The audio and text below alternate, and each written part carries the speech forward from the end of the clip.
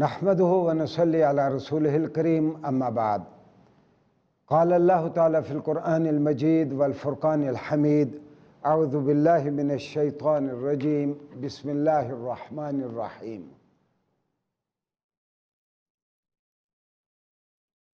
व इन्नका लअला खुलुक़िन अज़ीम। व क़ालत सय्यदा आयशा रज़ियल्लाहु अन्हा कान खुल्कुहुल क़ुरआन। नाज़रीन गिरामी, दिन टेलीविज़न के प्रोग्राम कुरान करीम एक मुसलसल मौजज़ा का आज 20वां हिस्सा पेश है और आज हमारा मौजू है कुरान का तसव्वुर अखलाक। कुरान का तसव्वुर अखलाक, कुरान किस किस्म का अखलाक लोगों को इख्तियार करने के लिए कहता है। ये अखलाक के मानी क्या हैं? अखलाक खुल्क की जमा है और खुल्क किसी पुख्ता या पक्की आदत को कहते हैं जो एक तरह इंसान का मिजाज बन जाता है या उसकी फितरत सानिया बन जाती है। और अखलाक का लफ्ज़ जमा है खुल्क की। तो अगर किसी की आदतें अच्छी हैं हम उसे कहते हैं कि ये अखलाक हसना से मुज़य्यन है। जो सलीमुल फितरत लोग हैं सभी को अच्छी बातें, सभी को उनके दिल को भाती हैं। सच बोलना, किसी की खिदमत करना, मजबूर की मदद करना और झूठ बोलना, किसी को धोखा देना, बड़ा बोलना, जुल्म करना, किसी का हक मारना, जो भी कोई सलीमुल फितरत आदमी होगा उसको ये बातें बुरी लगेंगी। तो बुरी आदतों को अखलाक सय्या और अच्छी आदतों को अखलाक हसना हमारी तारीख़ में और हमारे इस्लामी अदब में कहा जाता है। यानी मिसाल के तौर पर सब्र करना, तहम्मुल करना, चीज़ों को बर्दाश्त कर लेना, सिला रहमी करना, पड़ोसी का ख्याल रखना, एक दूसरे की मदद करना, धीमे लहजे में बात करना, एक दूसरे से प्यार करना, किसी के एहतराम की हुदूद को पायमाल न करना, ये सलीमुल फितरत लोगों को अच्छी लगती हैं। इन्हीं चीज़ों के बारे में कुरान ने भी कहा वअमुर बिल मारूफ, लोगों को अच्छे कामों का हुक्म दिया करो। यानी लोगों को सजेस्ट किया करो कि ये जो अखलाक के मुनकरात से बचें, अखलाक की जो अच्छी चीज़ें हैं तो उनके साथ अपना राब्ता बहाल रखें। नाज़रीन गिरामी, दरअसल अच्छा मुआशरा तभी बनता है जब एक फ़र्द की तरबियत होती है। अगर फ़र्द की तरबियत नहीं होती तो फिर खुदाशनास और एक इंसान दोस्त मुआशरा नहीं बन सकता। मैंने पहले भी एक दो मरतबा कहा था, हम बच्चों को पढ़ने के लिए भेजते हैं। नाज़रीन गिरामी, दो तरह के सिलेबस होते हैं। एक तो प्रोनाउंस्ड और छपा हुआ सिलेबस है जो क्लासों में बच्चों को बता दिया जाता है ये चीज़ें आपने इस मज़मून में पढ़नी है। वो यूनिवर्सिटियों में, कॉलेजेस में पढ़ाई जाती हैं। एक तहजीबों में एक हिडन सिलेबस भी होता है, एक ऐसा सिलेबस भी होता है जो घर के बड़े बच्चों को तालीम करते हैं।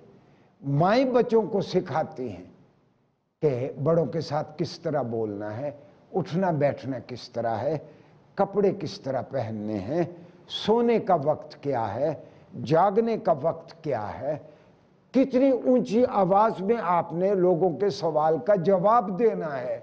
ये जो छोटी छोटी बातें हैं ये हिडन सिलेबस है। ये हिडन सिलेबस उस्ताद भी क्लास में बताता है बच्चों को, ये लिखा हुआ नहीं होता। ये माएँ, अब्बा, घर के बुज़ुर्ग, नाना नानी, दादा दादी, ये भी बच्चों को ये बताते हैं। ये सारी चीज़ें इकट्ठी करके फिर अच्छा गुलदस्ता बनता है। नाज़रीन गिरामी, आप सल्लल्लाहु अलैहि वसल्लम से माक़बल अखलाक के कई फ़लसफ़े आए। उनमें से ख़ास तौर पर मैं एक का तज़किरा करना चाहूँगा कि ये प्री सोक्रेटिक एज में सुकरात से भी कई सौ साल पहले सोफिस्ताइयों का दौरा था। सोफिस्ताइयों ने लोगों को एक नया अखलाक तालीम किया। सोफिस्ताइयों ने बुनियादी तौर पर एक इंसान को लुभाने वाली बात की कि man is the mayor of all things, आदमी ही मेयारे कायनात है। फिर आगे उन्होंने कहा कि what seems to you right is right for you, what seems to you wrong is wrong for you. आप खुद अपने लिए मेयार है, जो चीज आपको अपने लिए अच्छी लगती है वो आपके लिए अच्छी है, जो चीज आपको अपने लिए बुरी लगती है वो आपके लिए बुरी है। गोया जिसे हम मारूजियत और कदरों की ऑब्जेक्टिविटी कहते हैं, सोफिस्ताइयों ने उस ऑब्जेक्टिविटी को ख़त्म कर दिया। सोफिस्ताइयों ने उस ऑब्जेक्टिविटी को ख़त्म कर दिया कि अगर हर हाल में सच बोलना चाहिए। उनके यहाँ एक आदमी कहता है कि नहीं, किसी से झूठ बोल के काम निकाला जा सकता है, मेरे लिए यही सच है। मैं तो कभी कभी हैरान होता हूं कि आज आलमी सतह पे पहले तो अफराद ऐसे काम करते थे। हाँ, ये भी मैं अर्ज करूं कि सोफिस्ताइयों के ज़माने में सुकरात से 300-400 साल पहले आयोनिया की रियासत में, यूनान में, जब इस फलसफे को रवाज मिल गया, सारे लोग ये समझने लगे कि अपनी जगह पे मैं खुद मेयार हूँ, man is the mayor of all things, इंसान ही मेयार कायनात है। तो आप हैरान होंगे कि 4-4, 10-10 मील के फासले पे वारलॉर्ड्स खड़े हो गए। वो छोटी सी रियासत 20 टुकड़ियों में बट गई। जब इंसान मेयार कायनात होगा, जब कदरों की मारूजियत ख़त्म हो जाएगी, तो फिर वारलॉर्ड्स आ जाएंगे। जहां जहां भी तकड़ा आदमी होगा वो अपने कानून पे लोगों को अमल करवाना शुरू कर देगा। दौरे हाजिर में मुझे यूँ लगता है कि ये सोफिस्ताइयों का एक बार फिर ज़माना आ गया। आप ये देखते नहीं हैं कि अगर किसी के पास मिलिट्री माइट है, अगर किसी के पास बहुत ख़तरनाक हथियार हैं, तो वो कहता है कि मुझे प्रीएम्प्टिव हुकूक मुझे मिलने चाहिए, मुझे यह हक हासिल है जहां चाहूं मैं हमला कर दूं। साथ अपने आप को सिविक ट्रेडिशन का चैंपियन भी कहते हैं और साथ कहते हैं कि हमें प्रीएम्प्टिव स्ट्राइक्स का हक होना चाहिए। नाज़रीन गिरामी, दौरे हाजिर में फिर एक बार सोफिस्ताइयों का दौर आ गया। इन्होंने ये तो नहीं कहा कि what seem to you right is right for you.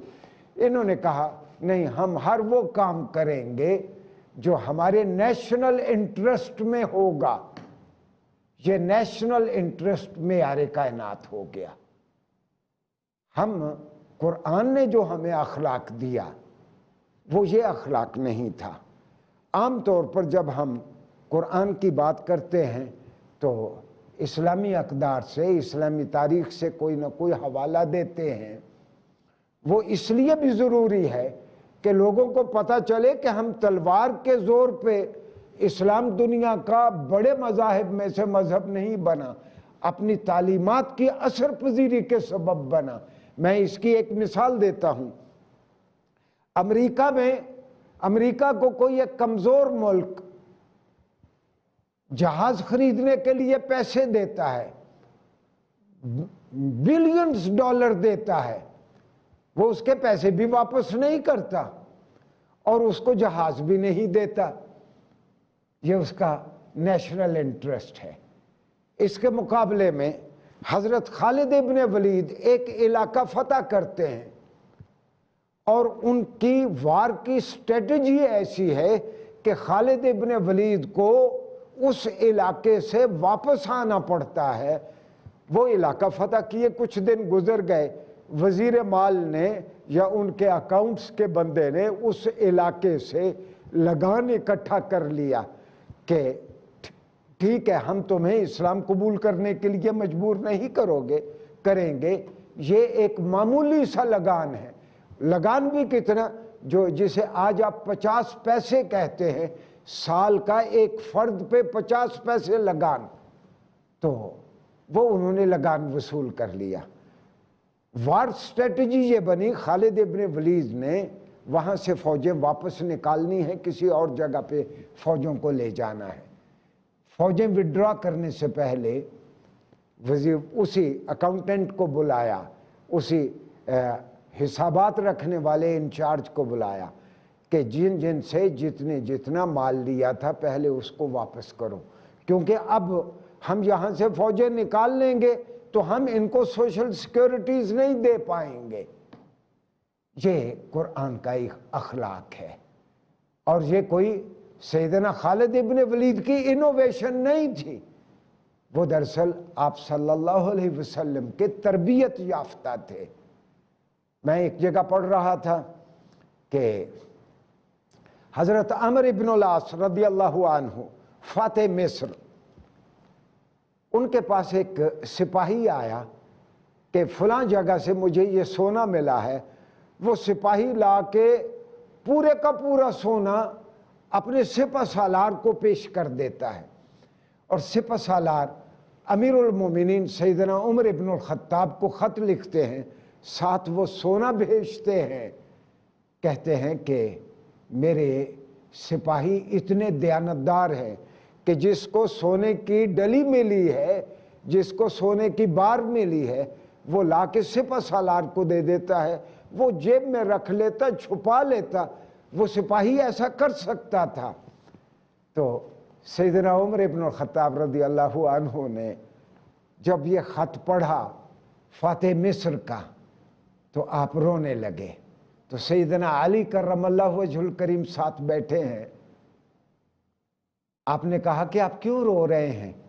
کہتے ہیں کہ میں رو رہا ہوں کہ الحمدللہ میرے فوجی بھی اتنے دیانتدار ہیں، میرے فوجی بھی اتنے دیانتدار ہیں کہ وہ چیز لا کے اپنے خلیفہ کو، اپنے سپہ سالار کو پیش کر دیتے ہیں۔ تو سیدنا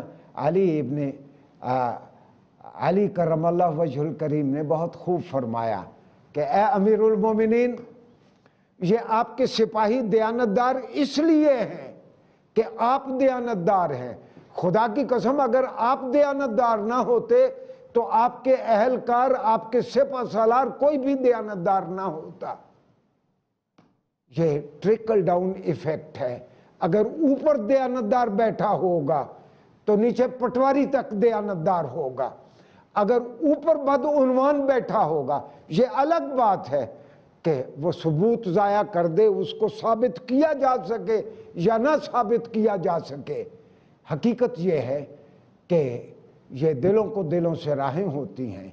ایک بدعنوان کو پتہ چل جاتا ہے کہ فلاں بھی بدعنوان ہے۔ بھئی اگر کسی پولیس کا آئی جی بدعنوان ہے، سپاہی کیسے دیانتدار ہوگا؟ ناظرین گرامی، اب تو قومی سطح پہ بدعنوانیاں ہونے لگی، قومی سطح پہ۔ اور میں پچھلے لیکچر میں بھی میں نے عرض کیا تھا کہ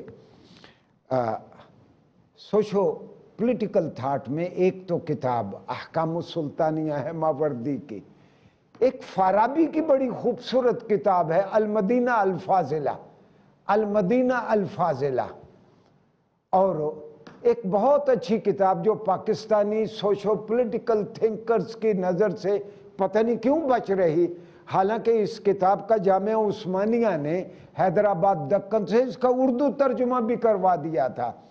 وہ ابو ربی کی کتاب ہے۔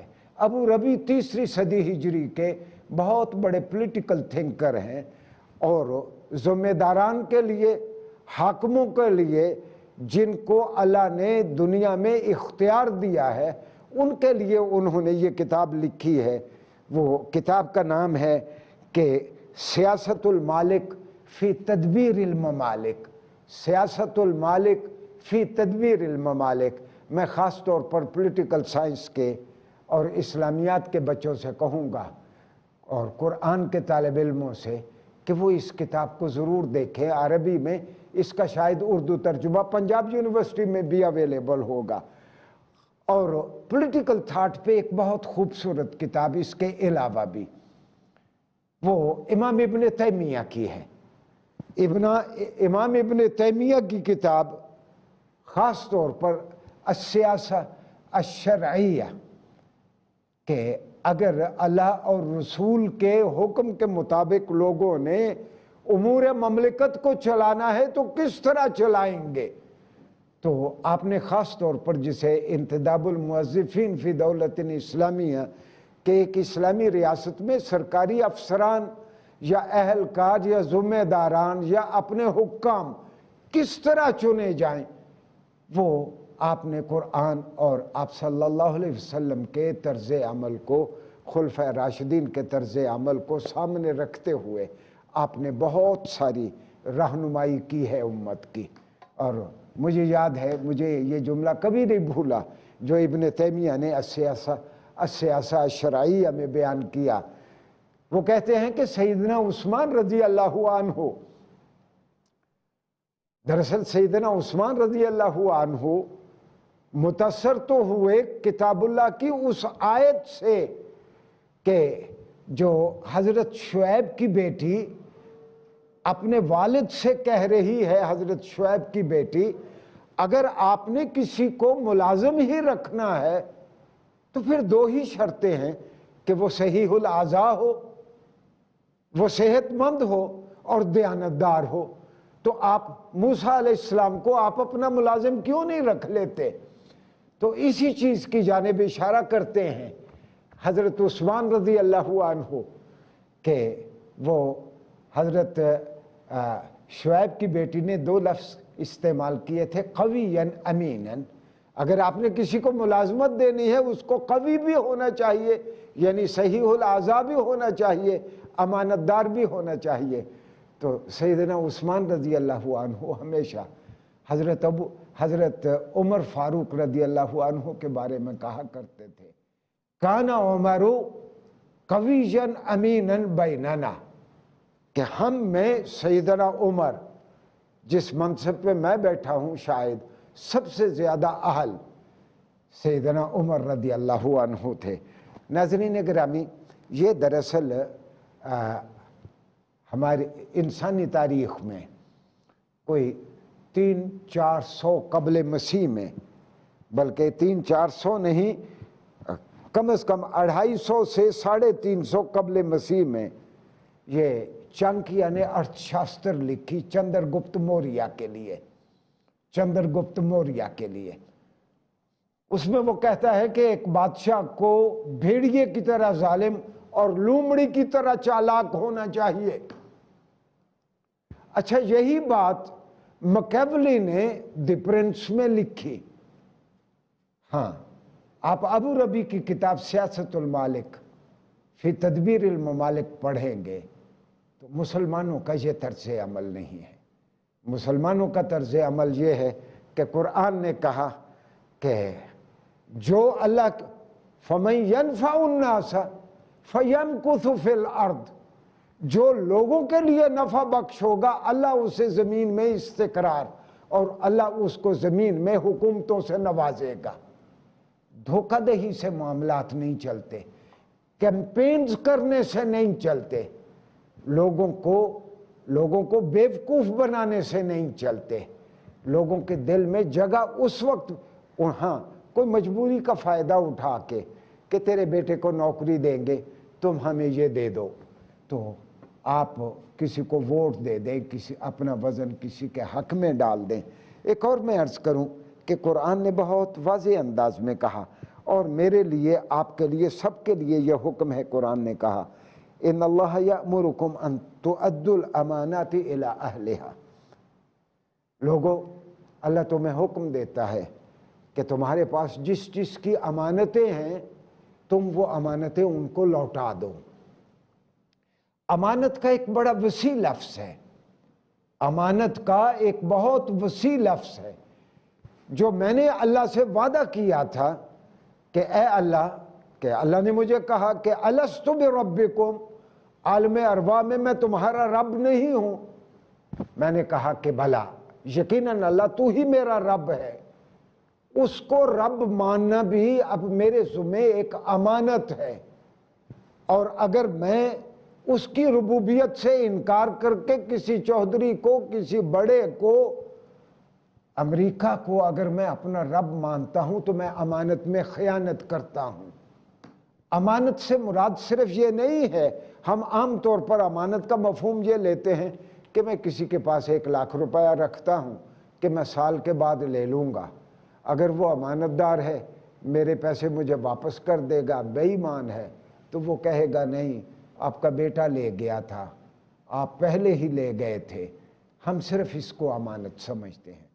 امانت ایک بہت واضح تصور ہے۔ مثلا اسلامی تعلیمات بتاتی ہیں اگر ایک جج فیصلہ دیتا ہے تو ایک مظلوم پہ جو ظلم ہوا ہے، مظلوم کے حق کو واگزار کرنا جج کے ذمہ امانت ہے۔ اگر جج ٹھیک فیصلہ دے کے مظلوم کی مدد نہیں کرتا تو جج امانت میں خیانت کرتا ہے۔ اگر میں باپ ہوں، میرے ذمہ ہے کہ میں نے اپنے بچوں کے حقوق ادا کرنے ہیں، تو پھر میں اگر وہ حقوق ادا نہیں کرتا، میں اپنے جھمیلوں میں پڑا رہتا ہوں، بچوں کی میں تربیت ہی نہیں کرتا، تو میں بچوں کا حق ادا نہیں کرتا، میں بچوں کی امانت جو میرے ذمہ ہے وہ میں ادا نہیں کر پاتا۔ بالکل اسی طرح اگر میں نے کہیں رائے دینی ہے، کہیں میں نے شہادت دینی ہے، اگر میں شہادت ہی نہیں دیتا، یہ بھی ایک شہادت ہے کہ مثال کے طور پر 2 فرد ہیں میرے سامنے، مجھ سے پوچھا جاتا ہے یہ اہل ہے یہ اہل ہے، میں ایک نااہل کے حق میں اپنا ووٹ ڈال دیتا ہوں، اپنا بوش ڈال دیتا ہوں، میں امانت میں خیانت کرتا ہوں۔ تو قرآن نے مجھے کہا ان اللہ یأمرکم، اللہ تمہیں حکم دیتا ہے ان تؤدوا الامانات الی اہلہا، کہ جن جن کی امانتیں تمہارے ذمے ہیں وہ امانتیں تم ان تک پہنچا دو۔ ناظرین گرامی، دراصل یہ امانتوں کی بات چل نکلی۔ امانتیں بہت طرح کی ہیں، ہم نے سوفسٹائیوں کی بھی بات کی اور پولیٹیکل تھنکرز کی بھی، لیکن عرف عام کا جو اخلاق ہے، کسی سے اچھی طرح بولنا، کسی سے نرم لہجے میں بات کرنا، ایک کمزور آدمی دیکھ کے بالکل بہت اونچی پچ میں بات کرنا، بڑے لوگوں کے سامنے تو سارے ہی لجاجت سے بات کرتے ہیں، کمزور آدمی کے سامنے زور زور سے بولنا، اونچی اونچی چیخنا، یہ دراصل اسلامی اخلاق نہیں ہے۔ اور آپ صلی اللہ علیہ وسلم فرمایا کرتے تھے کہ ان تلقى اخاک بوجہ الطلق، یہ بھی صدقہ ہے کہ آپ اپنے کسی ملنے والے سے خندہ پیشانی کے ساتھ بات کریں، یہ بھی صدقہ ہے۔ صدقہ کے بارے میں بھی ہمارا ایک عام تصور ہے کہ صدقہ کے معنی ہے کسی کی مدد کرتے ہوئے اس کو 100 روپیہ، 10 روپے، 50 روپے دے دینا، وہ ایک طرح کا صدقہ ہے۔ آپ صلی اللہ علیہ وسلم فرماتے ہیں کہ اماطۃ الاذی عن الطریق، راستے میں اگر کہیں ایک جھاڑی آ گئی، ایک ٹہنی پڑی ہے جس کے اوپر کانٹے ہیں، میں کانٹوں کو ہٹا دیتا ہوں راستے سے تاکہ پیدل چلنے والوں کو دقت نہ ہو۔ سڑک کے بیچ میں اینٹ کا ٹکڑا پڑا ہے، کوئی موٹر سائیکل اس سے ٹکرا کے گر نہ جائے، میں اس چیز کو ہٹا کے پرے رکھ دیتا ہوں۔ تو سرور عالم محسن انسانیت صلی اللہ علیہ وسلم فرماتے ہیں کہ اماطۃ الاذی عن الطریق صدقۃ، ایسی ہر چیز جو چلنے والے کے لیے تکلیف کا باعث بن سکتی ہے اس کو ہٹا دینا صدقہ ہے۔ اور اسی طرح آپ صلی اللہ علیہ وسلم نے فرمایا الابتسامۃ صدقۃ، کسی سے مسکرا کے ملنا یہ بھی صدقہ ہے۔ صدقہ کا لفظی معنی ہے نیکی ہے، یہ بھی ایک نیکی ہے۔ تو جو سارا دن سڑے سے رہتے ہیں، اوکھا اوکھا بولتے ہیں سب کے لیے، ان کو آپ صلی اللہ علیہ وسلم کا یہ فرمان ضرور یاد رکھنا چاہیے کہ آپ صلی اللہ علیہ وسلم فرماتے ہیں کہ خندہ پیشانی سے کسی سے ملنا یہ صدقہ ہے۔ اور آپ صلی اللہ علیہ وسلم فرمایا کرتے تھے خیرکم خیرکم لأہلکم وَأَنَا خَيْرُكُمْ لِأَهْلِهِ، تم میں سے سب سے بہتر وہ ہے جو اپنے اہل خانہ کے لیے بہتر ہے۔ اور پھر آپ صلی اللہ علیہ وسلم فرماتے تھے تم سب لوگوں میں اپنے اہل خانہ کے لیے سب سے بہتر ہوں، میں ان کا سب سے زیادہ خیال رکھنے والا ہوں۔ اور ہم نے یہاں کیا دیکھا ہے کہ باہر دوستوں کے ساتھ جفیاں ڈال رہے ہیں، بڑی بہت خوبصورت انداز میں لوگوں سے مل رہے ہیں، اور آپ کی شہرت بھی یہ ہے کہ آپ بڑے ملنسار ہیں۔ گھر جاتے ہیں تو یکدم چودھری صاحب، ملک صاحب، بٹ صاحب بن جاتے ہیں، محض اس لیے کہ گھر میں ایک کمزور وجود ہے جس پہ آپ روب ڈال سکتے ہیں۔ نہیں، آپ صلی اللہ علیہ وسلم فرماتے تھے خیرکم لأہلکم، تم میں سے بہتر وہ ہے جو اپنے اہل خانہ کے لیے بہتر ہے۔ اور آخری بات میں یہ عرض کر دوں، آپ صلی اللہ علیہ وسلم فرمایا کرتے تھے کہ من لا یشکر للناس لا یشکر للہ، یہ بھی اسلامی اخلاق کا ایک باب ہے باقاعدہ۔ جس نے آپ کے ساتھ نیکی کی ہے آپ کو اس کا شکر گزار رہنا چاہیے۔ آپ صلی اللہ علیہ وسلم فرماتے ہیں کہ جو بندوں کا شکر گزار نہیں ہوتا وہ انجام کار اللہ کا شکر گزار بھی نہیں ہوتا۔ اور میں والدین کو خاص طور پر یاد دلا دوں کہ یہ سورہ فرقان کا آخری رکوع ہے، اور اس سے پہلے سورہ لقمان کی کچھ آیات، وَلَا تُسَعِّرْ خَدَّكَ لِلنَّاسِ وَلَا تَمْشِ فِي الْأَرْضِ مَرْحًا، حضرت لقمان اپنے بیٹے کو نصیحت فرماتے ہیں کہ لوگوں کے سامنے گال پھلا کے اور اکڑ کے ساتھ نہیں رہنا، نہ ہی تو انہیں اکڑ کے چلنا ہے۔ اور اسی طرح سورہ فرقان کا آخری رکوع ہے۔ میں سارے والدین سے درخواست کروں گا کہ خاص طور پر اپنے بچوں کو سورہ فرقان کا آخری رکوع ضرور پڑھائیں کہ عباد الرحمن الذین یمشون علی الارض ہونا وَإِذَا خَاطَبَهُمُ الْجَاهِلُونَ قَالُوا سَلَامًا، اللہ کے بندے وہ ہیں جو اللہ کی دھرتی پہ آرام سے چلتے ہیں۔ آرام سے چلنے سے مراد یہ ہے کہ بڑے بول نہیں بولتے، نعرے نہیں لگاتے کہ میں یہ کر لوں گا، کسی کا حق مار کے خوش نہیں ہوتے۔ اللہ یہ دراصل قرآنی اخلاق تب ہوگا جب قرآن کو معنی کے ساتھ اس کے مفہوم کو اسیمیلیٹ کر کے جذب کر کے ہم قرآن کو پڑھیں گے۔ انشاءاللہ آئندہ قرآن کریم کے کسی اور پہلو پہ بات کریں گے۔ والسلام علیکم ورحمۃ اللہ وبرکاتہ۔